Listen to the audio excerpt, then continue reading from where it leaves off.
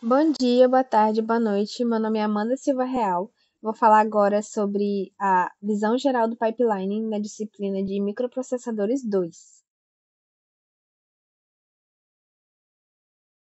O pipeline. O que é o pipeline? Ele é uma técnica de implementação em que várias instruções são sobrepostas na execução, semelhante a uma linha de montagem. Aqui nós temos exemplo de uma linha de montagem com e sem o pipeline.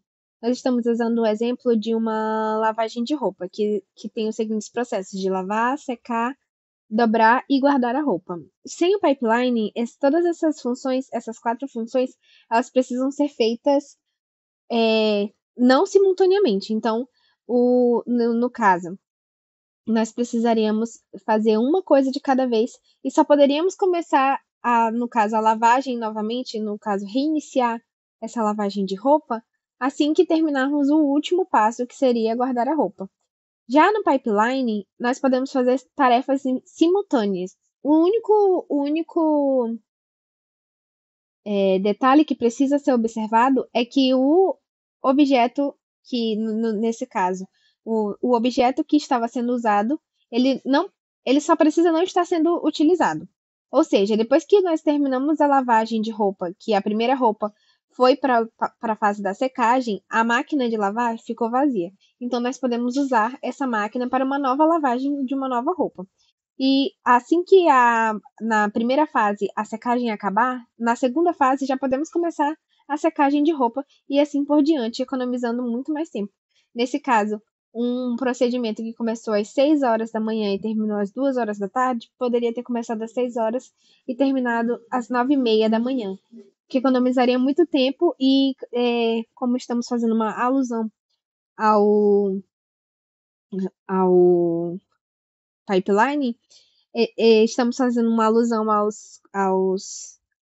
à vida real, nós podemos economizar muito mais tempo com funções do computador. Os mesmos princípios se aplicam a processadores em que usamos o pipeline para a execução da instrução. As instruções MIPS normalmente exigem 5 etapas, que nós já estudamos anteriormente, que são aquelas 5 conhecidas, que a primeira é buscar uma instrução na memória, que no nosso código MIPS nós teremos uma instrução e ela será buscada na memória para saber qual é essa instrução. Depois, ler registradores enquanto a instrução é decodificada. O formato das instruções MIPS permite que a leitura e a decodificação ocorram simultaneamente. O segundo passo é ler os registradores. No caso de uma soma, ler os dois registradores que vão ser somados. E o terceiro passo, executar a operação ou calcular o endereço. Executar a operação no caso das tipo R, calcular o endereço no tipo LW ou SW, e depois acessar um operando na memória de dados. E por último, escrever esse resultado no registrador. No caso do tipo R, será escrito a soma dos dois outros registradores nesse registrador, o resultado, e assim por diante.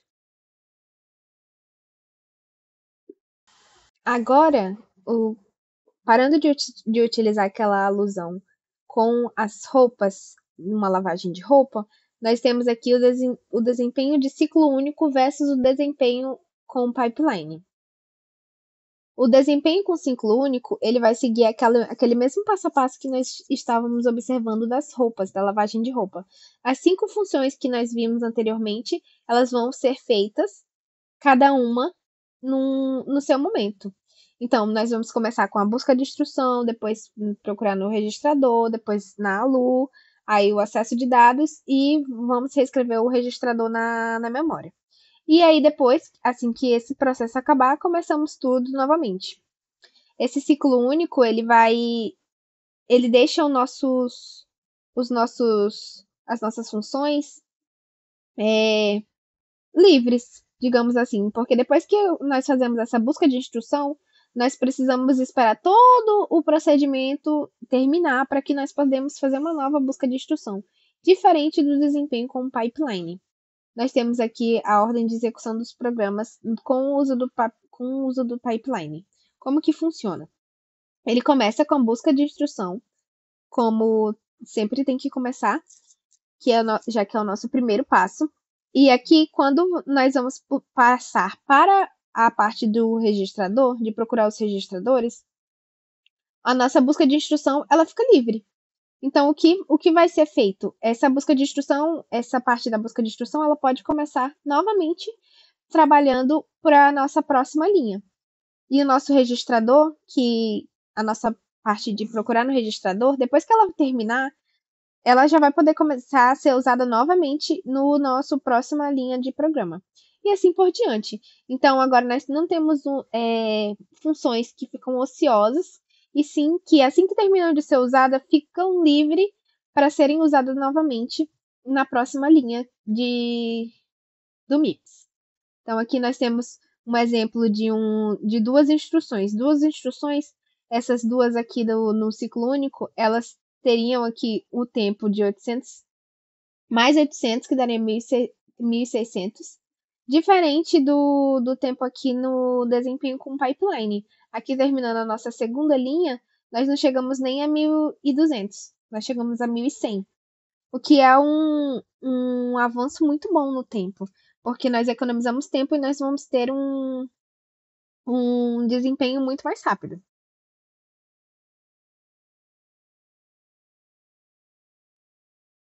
Projetando conjuntos de instruções para pipeline.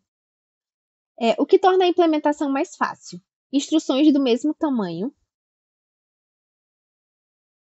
ou seja, termos mais de todas as nossas instruções elas serem padrão. Poucos formatos, com campos de registradores sempre dispostos no mesmo lugar.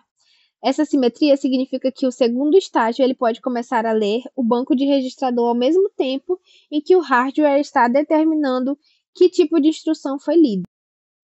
Ou seja, usarmos poucos formatos de instruções. Acesso à memória apenas com as instruções LW e SW. No caso, as outras memórias, as outras funções do MIPS, nós não seria o ideal, né? O que seria mais fácil, a implementação mais fácil, se não precisarmos acessar a memória. E, por último, operandos alinhados na memória. O dado ele pode ser transferido da memória para a CPU e CPU para a memória em um único estágio de pipeline, tendo conjuntos de instruções para pipeline, o que torna essa implementação mais difícil. O hazard. Nós temos o hazard estrutural, o hazard de controle e o hazard de dados. O estrutural, onde uma ocorrência em uma instrução planejada não pode ser executada no ciclo de clock apropriado, pois o hardware não admite a combinação de instruções definidas para executar em determinado ciclo de clock. Por exemplo, quando nós escrevemos e lemos da memória em um mesmo ciclo de clock. Hazard de controle. O hazard de controle ele se baseia nos problemas devido à execução de instruções de desvio. Por exemplo, quando um branch é tomado, como tratar as instruções que seguem fisicamente o branch no programa e que já estão no pipeline. Nós também temos o hazard de dados, onde uma ocorrência em que uma instrução planejada não pode ser executada no ciclo de clock correto porque os dados necessários para executar a instrução ainda não estão disponíveis. Agora nós vamos falar sobre o forwarding, também chamado de bypassing. Ele é um método para resolver um hazard de dados utilizando um elemento de dados que falta a partir de buffers internos, em vez de esperar que chegue nos registradores visíveis ao programador ou na memória. Aqui nós temos um exemplo de um código de um hazard de dados. Nós temos aqui essas abreviações, onde o IF é o estágio de busca de instrução, com essa caixa representando a memória da instrução. O ID é o estágio de leitura de decodificação de instrução ou banco de registradores, com o desenho mostrando o banco de registradores sendo lido. Esse EX que nós temos aqui é para o estágio de execução, com o desempenho representando a ALU. Esse MAM, que é o main, é para o estágio de acesso à memória, com a caixa representando a memória de dados. E esse WB aqui no final ele é referente ao estágio de Whiteback, com o desempenho mostrando o banco de registradores sendo escrito, onde vai ser escrito na memória. Aqui nós temos um exemplo de um hazard de dados com duas, nós temos aqui esse exemplo com duas instruções, uma add e uma sub, duas do tipo R. Essa função de add, ela está usando o S0, o T0 e o T1. Mas quando chegamos na linha de baixo, nós temos uma subtração que está usando o T2, novamente o S0 e o T3. Então, o que acontece? Quando nós passamos para a linha de baixo, nós precisamos do resultado da linha anterior. Então, aqui, quando nós vamos passar pelo IF, que é o da busca de instrução, e aqui nós vamos conseguir alcançar normalmente. Vamos passar para o ID, que é o de leitura de decodificação de instrução. Nós vamos passar também tranquilamente. Nós vamos passar pelo EX, no estágio da execução da LU, que vai pegar os dois registradores, no caso T0 e T1.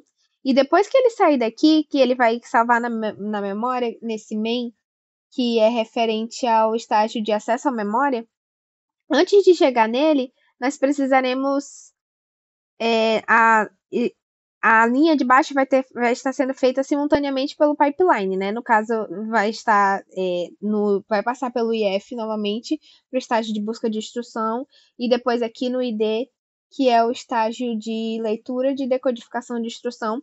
E quando for passar do ID para a nossa LU, que está representando aqui pelo EX, nós vamos precisar desse valor de S0. Nós vamos precisar dele ainda no ID, quando estaremos procurando esse registrador.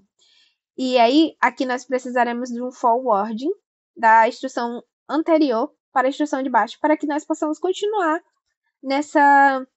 esse estágio de execução das instruções. E é assim que vai se informar que vai funcionar o forward, que também é chamado de bypassing. É importante ressaltarmos também a previsão de desvio. O que é a previsão de desvio? É um método de resolver um hazard de desvio que considera um determinado resultado para o desvio e prossegue a partir dessa suposição em vez de esperar para verificar o resultado real. Importante ressaltar porque faz parte dessa visão geral do pipeline. Resumo da visão geral do pipeline. O pipeline ele é uma técnica que explora o paralelismo entre as instruções em um fluxo de instruções sequenciais e ela tem a vantagem substancial de que, diferente de programar um multiprocessador, ela é fundamentalmente invisível ao programador. A técnica de pipeline ela aumenta o número de instruções em execução simultânea e a velocidade em que as instruções são iniciadas e concluídas. A técnica de pipeline ela não reduz o tempo gasto para completar uma instrução individual, também chamado de latência. Por exemplo, o pipeline de 5 estágios ainda usa 5 ciclos de clock para determinar a instrução. Nos termos usados no capítulo 1, a técnica de pipeline melhora a vazão das instruções e não o tempo de execução ou latência das instruções individualmente. Conforme foi dito anteriormente, na disciplina anterior de Micro 1, que nós tínhamos iniciado esse ensinamento de pipeline, aqui nós temos um resumo dessa visão geral que foi explicada durante toda a nossa apresentação. E é isso. Muito obrigada e tenha um ótimo dia.